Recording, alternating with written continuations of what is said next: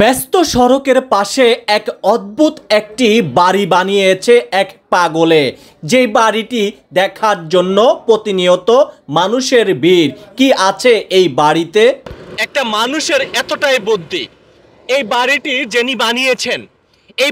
যিনি বানিয়েছেন তার এতটা বুদ্ধি। দেখুন, এই মানুষটা এত সুন্দর করে হাইওয়ের পাশে একটি বাড়ি বানিয়েছে। তো এখানকার স্থানীয় সবাই এই বাড়িটি দেখে রীতিমতো অবাক হয়ে যায়। একটু আগে আমাকে অনেকেই বলছেন যে ভাই, একজন পাগল হয়ে এত সুন্দর করে একটি বাড়ি বানিয়েছে, তবে এই পাগলের পরিচয় কি? কেনই বা এই হাইওয়ে সড়কের পাশে এত সুন্দর করে একটি বাড়ি বানিয়েছে? দর্শক, এখানে লেখা রয়েছে সাবধান, ধীরে চলুন, সামনে ইউটার্ন রয়েছে। এমন একটি জায়গায় গেড়ে তিনি কিন্তু এখানে একটি বাড়ি বানিয়েছে। তো আমরা এই বাড়ি সম্পর্কে যখন জানতে চেয়েছিলাম যে আসলে এই পাগলের পরিচয় কি, তো অনেকেই বলেছেন যে তার নাকি এরকম আস্তানা আরো একটি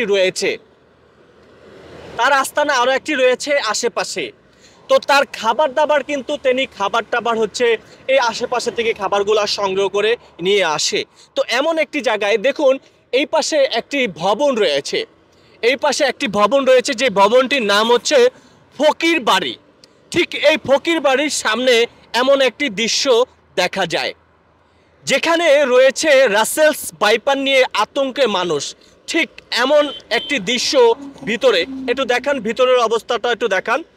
একটা মানুষ কিভাবে এত কষ্ট করে বসবাস করছেন, ভিতরের একটু অবস্থাটা দেখান। ভিতর থেকে একেবারে আরো ভিতরে নেন, হ্যাঁ, ভিতরটা দেখান। চিন্তা করছেন সে, আমি এখানে যদি একটি কথা আপনাদের সঙ্গে যোগ করতে চাই, আপনারা একটা জিনিস লক্ষ্য করবেন, একটি পাখি যখন বাসা বাঁধে, ওই পাখিটা বিভিন্ন জায়গা থেকে সংগ্রহ করে খের বলেন যা কিছুই পান না কেন, তিনি কিন্তু গাছের ঢালে কিন্তু পাখিটি বাসা বাঁধে। ঠিক এমন একটি বাসা, একেবারে পাখির মতো যে বাসাটি দেখে রীতিমতো অবাক হয়ে গেলাম। এখানকার এক স্থানীয় যারা রয়েছেন তারা বলছেন এই বাড়িটি দেখে রীতিমতো তারা অবাক। আচ্ছা, আমি যে বললাম যে পাখির মতো বানিয়েছে, হ্যাঁ, পাখির মতন বানিয়েছে, এটা অনেক আমার বলতে দেখতে অবাক লাগে না? অবাক লাগে। আপনি কি বলতে চান? জি, পাখির মতোই বানাইছে। অনেক দিন ধরে বহু কষ্ট করে বাসাটা বানাইছি।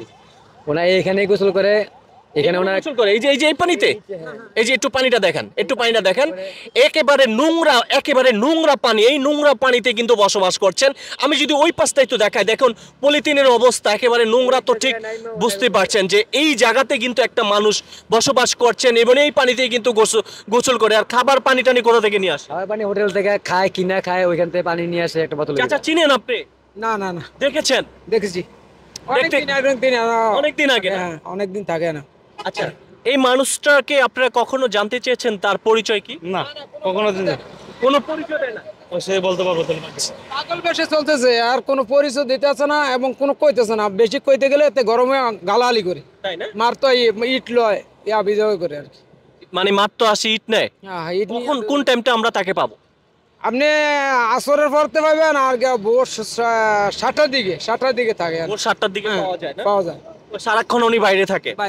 দর্শক, আমি আরিফ হায়দার রয়েছি আপনাদের সঙ্গে। আমি চেষ্টা করব সেই মানুষটাকে খুঁজে বের করার চেষ্টা করব যে আসলে সেই মানুষটার পরিচয় কি, বা কেনই বা তিনি এখানে এত সুন্দর করে বাসা বেঁধে থাকে। আসলে তার কি কোনো পরিচয় নাই? আমি আবারও বলে দিচ্ছি, এখানে লেখা রয়েছে সাবধান, ধীরে চলুন, সামনে ইউটার্ন রয়েছে। এই ইউটার্নের একটি সাইনবোর্ড গেড়ে এমন একটি দৃশ্য বাড়ি করেছেন এক পাগলে, যে বাড়িটি দেখার জন্য অনেকেই মানুষ কিন্তু ভিড় জমে যে আসলে কি রয়েছে এই বাড়িতে। দর্শক, এখন আমরা যে জায়গায় অবস্থান করছি, আমি কিন্তু কুমিল্লা গরিপুর বাস স্ট্যান্ডে কিন্তু এখন আমরা অবস্থান করছি। বাস স্ট্যান্ডের পূর্ব পাশে, অর্থাৎ ঢাকা থেকে যদি আপনি চট্টগ্রাম বা কুমিল্লার দিকে যান, ঠিক এমন বাম পাশে এমন একটি বাড়ির দৃশ্য দেখা পাবেন আপনারা।